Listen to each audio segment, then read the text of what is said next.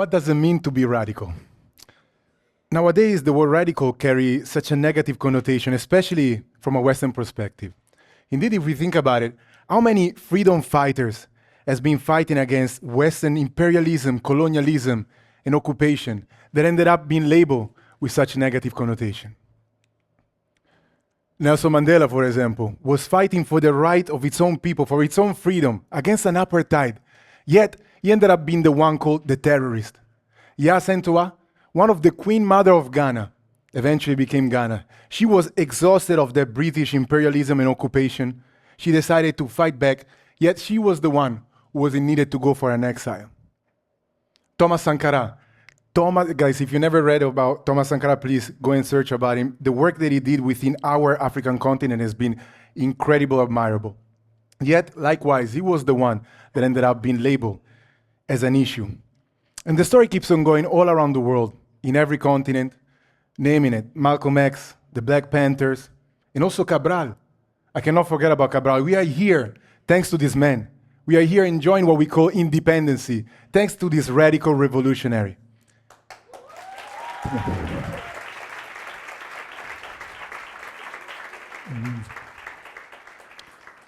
Yet, nowadays, all of this, all of their work, all of their radicalization has been almost placed into the fog, into like, let's not talk about it. Yet, what is the essence of their work? What is the essence of their radicalization? What the term radical really means? You see, the word radical comes from the Latin word, which literally is called radix, that translates into root. So when we're talking about a radical revolution, we're talking about a revolution that tackles the root cause of the matter. You see, if a tree falls sick, we wouldn't try to heal the fruit, but what we would do, we would try to nurture the root. And I love the actual meaning of this word because it really captures the perfect essence, metaphorically and physically, about our topic today, to go back to our roots. But how can we go back to our roots if we keep neglecting our roots? So today I would like to share with you my own journey back to my own roots. This is my father, my handsome Ghanaian father, coming from the eastern region of Ghana, a beautiful region, a beautiful place called Latte, majestic. If you've never been, you're missing out. As for her, she's my mother, my beautiful mother, coming from Italy, from the southern part of Italy, from a beautiful, amazing place at the foothills of Mount Vesuvio, a place called Napoli. This is me at the age of 2. I was born and raised in Milan, in the north of Italy. Because of my tender age, I was not capable of contextualizing it. Yet, I never felt home. I never felt fully accepted. I was going to school, formally getting the education, yet nobody ever educated me about what racism was about. I was just experiencing it on a daily basis. As I was introduced in the workforce, I remember so clearly the suffocation that I received from the 9 to 5, the suffocation from the constant exploitation of the working class, the exploitation of nature, the constant consumerism. I felt like really I was not able to breathe fresh air. I wanted to create a change around me, but was I able to change? I remember that reading and watching documentaries became like my portal towards my realm of freedom. I remember reading this quote from Gautama Buddha that was saying, we cannot even understand one simple leaf without understanding and learning about the soil, about the water, about the sun. This very quote made me realize that we are the byproduct of our environment. And me being part of the rat race was merely part of the issue that was within and around me. I furthermore went into searching, trying to see more way of living outside of this post-colonial world. I remember learning more about indigenous communities scattered all around the world, living a life in perfect symbiosis with nature, a life of the perfect representation of radicalization, of radicalism. Are they still alive? Am I going to be able to live like that? If so, can I implement the knowledge within this 21st century? I guess I was about to find that out. At the age of 20, I gathered all my courage, my little to no savings, and I went for a journey, went towards the unknown, not knowing that I was never to go back within that very lifestyle.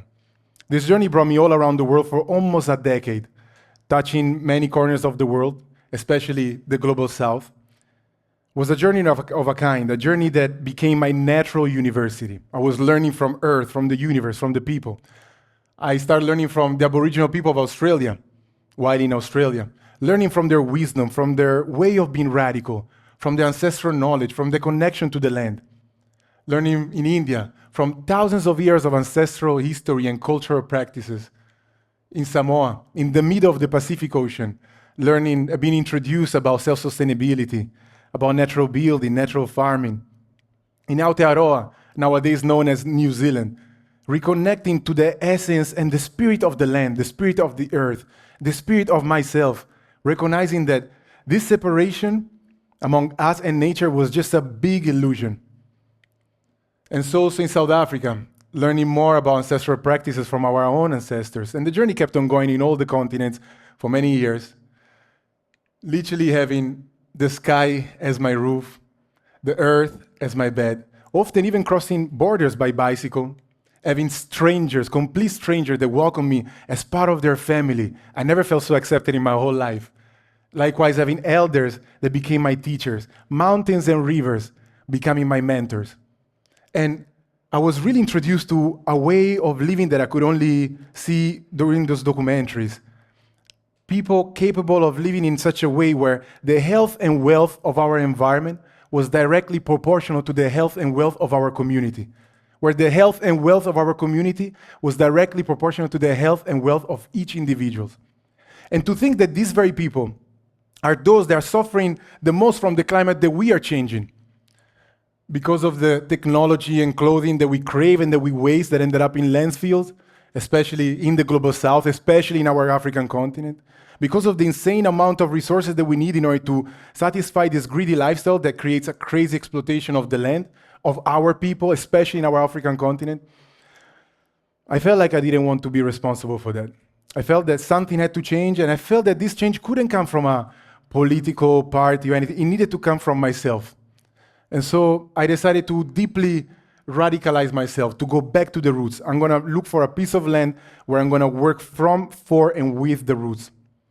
And so I went for another year of exploration, looking for this piece of land. It lasted for about, a little while, about a year, as I mentioned. And I remember at the end of this year, I was kind of about to lose hope. And then my father, just almost like in a movie, he was like, "But Joshua, do you know that we have lands in Ghana?" I was like, "Oh, thank you, Pa, for letting me know right now, after 1 year." So the land was left in heritage by my great-grandparents, my great-grandmother Nyankor, and my great-grandfather, as you can see in the picture, Ochiame Yao Asiedu. They left the land in heritage for the upcoming generation, leaving maybe the most precious thing that we could ever have. Regardless where the world is going to, we always going to eat and drink and breathe from the land, and appreciate so much what they left for us. And they literally planted in this very land different cacao trees. By the way, they were still there. And so next things I know, I'm back in Ghana, and back in the ancestral land. As you can see, this literally was day one. Day one, the land was bushy, was hardly walkable. I was alone, no cars could access the land, no running water, no electricity. Yet, with the knowledge that I gathered in my previous years of natural university, I started to clean the land with a machete. I started to dig, literally looking for water with hand tools. I started to build my own house with my own hands and natural precious resources. And before I knew it, I literally created an off-grid eco-village. Here I was also planting different food forests and medicinal forests. I was intending to really recreate a space where I don't need to go to the grocery shop in order to get my food. I don't need to go to the pharmacy in order to get my medicine. Everything is in the land. And so I created literally my own space. My own heart became my own land. Everything became intertwined, and it was such a beautiful, amazing process. And that's the thing, often we're trying to go towards that goal, towards that direction, the final product, but we forget about the process. And the process is what gave me the most. I literally created a relationship with the land. Me and the land became one, like literally a love that it cannot be compared to any type of love. And so, just like that, I felt that this dream couldn't be kept for myself. I needed to share this dream. It was like a sin not to share this dream. But who can I share it with? I'm here alone. And I decided to use social media. I decided to use a platform that everybody's using that can be incredibly distractive or incredibly connective. I decided to use it for its connectiveness. And so I started to share, to learn first of all how to create content, how to tell a story. Started to share it. People started to follow along. one person, two people, 100, 200, more and more and more, starting to interact with my content and my account. People started to reach out, asking if they could have come, learn from me, from the land, from the experience. And so next things I know, I started to host retreat. I started to host people from all over the world, coming and learning about ancestral practices, natural living, natural building, natural farming, herbal medicine, ancient pottery. And I was also working with the Close By Village, the elders of the Close By Village, close relatively, in order to really not just to share their knowledge and wisdom, but especially to preserve it, to create a platform in order for them to earn money and therefore also adding value with practices and skills that they once considered useless. And so just like that, we started to change the paradigm. We started to change and to kill the stereotype. Instead of having people coming to Africa in order to save us, we started to have people coming to Africa in order to learn from us, to learn from our ancestral knowledge, to learn from our practices that literally are the keys for the liberation of our own people, and especially for the healing process of ourselves as humans back to the earth. And you see, there is a sense of urgency for us to respond to this level of exploitation that is taking place. The colonizers, they did come, but eventually they never really leave. They never really left. They actually just changed their name into multinationals. And right now we have multinationals from all over the world coming over and exploiting so much of our continent, of our planet.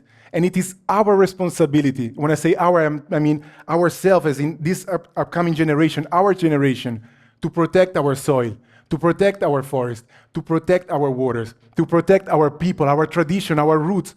But once again, how we can protect something that we keep on neglecting?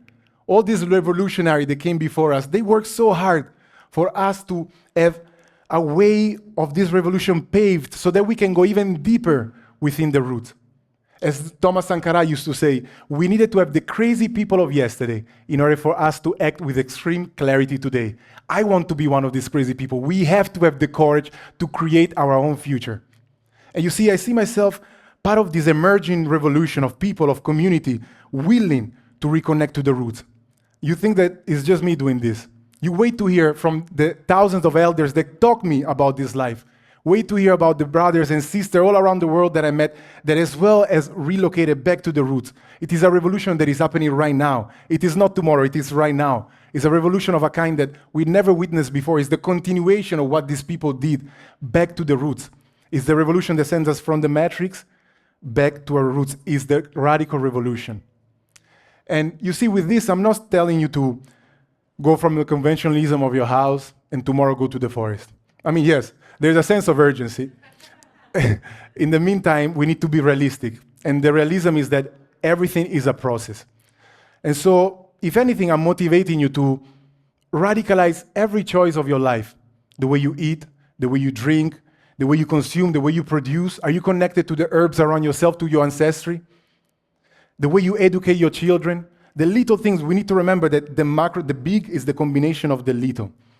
And so, I hope and trust that all of us will find the courage and the audacity to create our own. Forget about hope and trust. I know that we will find the courage, that you will find the courage and the audacity to create your own future and to be diligently working towards the change that we all want, we all need to see for yourself, for our community, for our earth, and ultimately for our upcoming generation. Thank you very much.